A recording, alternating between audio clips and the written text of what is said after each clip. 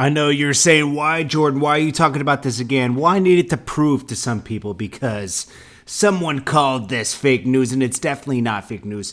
This used to be, this new Khaled Landaulet, or however you say this rich car, okay, was once owned by Birdman, then Tyga. Then it got repossessed, and now it's in Khaled's possession.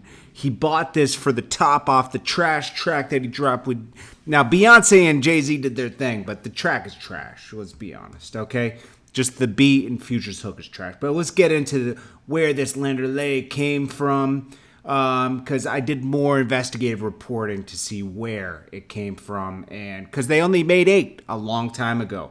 It's Jordan Tower with JT News. Hit that bell, hit that subscribe button. Monster has always been a leader in the headphone space. Just got the Clarity HD Bluetooth headphones. The links are below. Best headphones I've ever gotten. Sound is crystal clear and I rarely have to charge them. Hova Nissi, aka Hovito. And if you want to add in the channel, jordantowermedia@gmail.com. We're talking about DJ Khaled's new Landaulet. Now you can see Khaled in 2011 watching Birdman receive the Landaulet that he will soon own 7 years later. And you can see here in Tyga's driveway, tricked out. He wrapped it red for a video, spent a lot of money, but then it got repossessed. Okay, so let's get into this. This is in 2011, Birdman, and I'm going to prove to you that this is the same car. And you know, salute to Khaled for having so much money to buy one. I don't think he had to spend, you know, the whopping price tag of $1.5 million because the car is about 10 years old at this point. But here he is right here. This is when Birdman was receiving the vehicle. New Lauder jet, 1.5 on the skinny tire shot. Now Khaled here is like... Khaled right here, he's looking at it like, I need to have this car in my life. This is going to be mine one day. Khaled doesn't know that he's really going to be able to afford this car one day. This very car that's sitting here. B-Day love all day, YMCMB to death. Now he said, thanks, Lil Wayne, because, you know, at this time, Lil Wayne didn't even know that Birdman was spending his own money, Lil Wayne's money, to buy this car. He was probably confused, like, why is he thanking me? I didn't buy him this. But he did buy him it because now we know Lil Wayne's coming for Birdman for $51 million. Now, here's where Birdman notes a very important detail. They only made the gray one, the white one, and the black. One of them in Dubai, one of them in the Prince in Africa, and the other one out here, Prince in the truck. So they only made 3. They really made 8, okay? But they only made 1 white one, 1 black one, 1 gray one. That's for the United States. The other white ones are in Europe, okay? Now, you're asking, okay, this car was in Miami.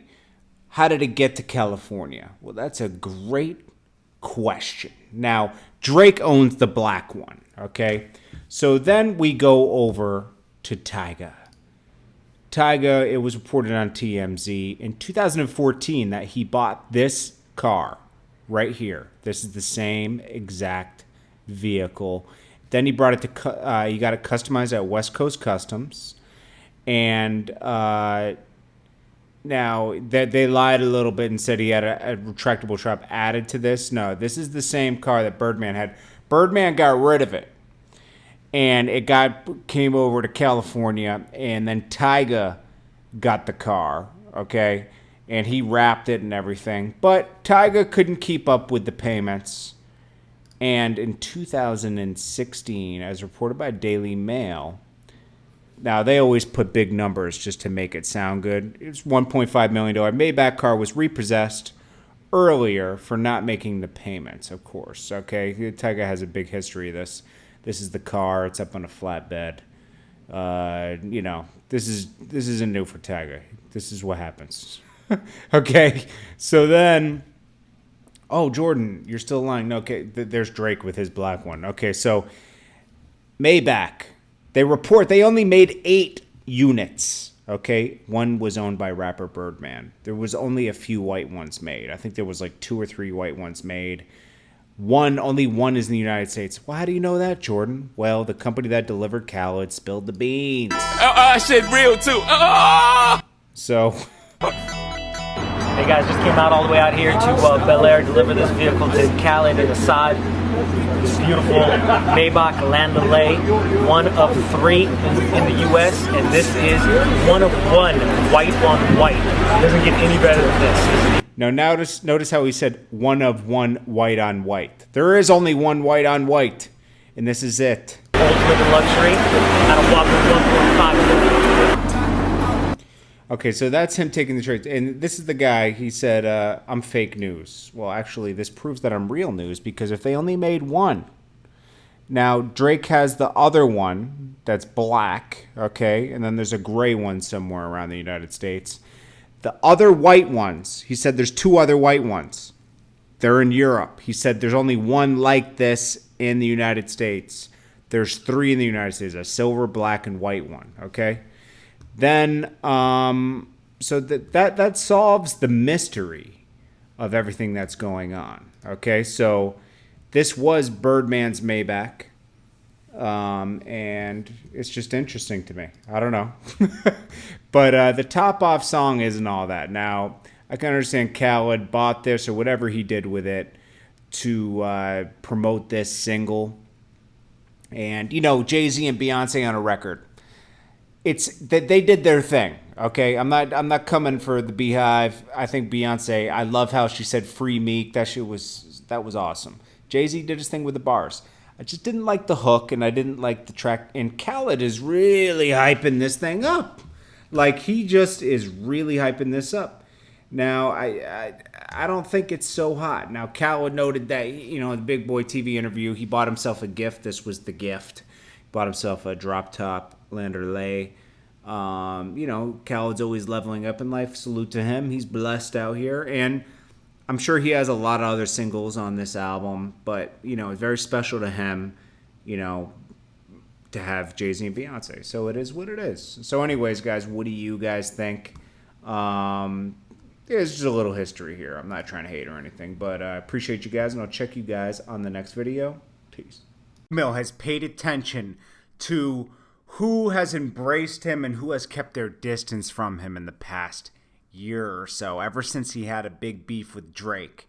Because I don't know if you guys have noticed, DJ Khaled and French Montana, 2 people that always messed with Meek and always embraced Meek, definitely have kept their distance from Meek to keep their relationship intact with Drake.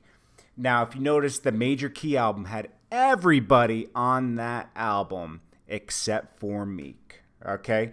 And then if you notice, French Montana hasn't done anything with Meek in the recent year. So, and basically when his album was about to come out, MC4, nothing with Meek. Now, French Montana, you're going to tell me, oh no, but French Montana's on DC4. That's an old track, guys. Snoop's on it. It's an old throwback track.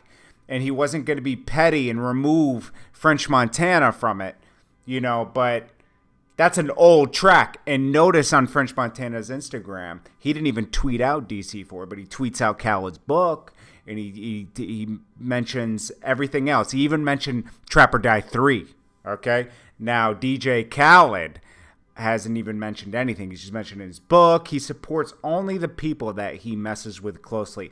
They are not trying to mess up that Drake relationship. Now, anybody else from the outside that was reporting on the beef, who cares about that? We're talking about close relationships in the music industry. People you consider and call your brothers.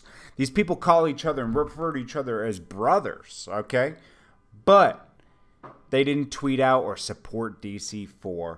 Even Nicki supported DC4. I mean, they're going out, but she doesn't always tweet everybody's stuff out. She's picky. She's a superstar. 70 million subscribers on her Instagram. So, she's very reluctant to what she supports, but she supported that DC4, and it's just a mixtape. It's not like it's an album, So, I mean, it's kind of spooky out here for those guys, man. It's like they're definitely, it's noticeable they're keeping their distance from Meek. And I hope Meek notices that DJ Khaled and French Montana have turned their backs on Meek Mill to keep their relationship intact with Drake, when really they should just all be able to, like, that Drake and Meek beef shouldn't even involve Khaled or French Montana. They should be able to have their own separate relationships. If two people were fighting, it shouldn't separate everybody. Just dropped his Biggie tribute. Subscribe. All his links are below.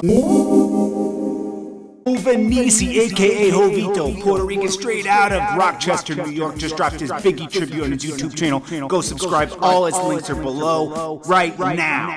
Hova a boss, yeah, it's obvious to see, huh? That I'm the one you epitomize, and I done criminalized a lot of minds in my lifetime. Now when I write rhymes, I write them in my mind.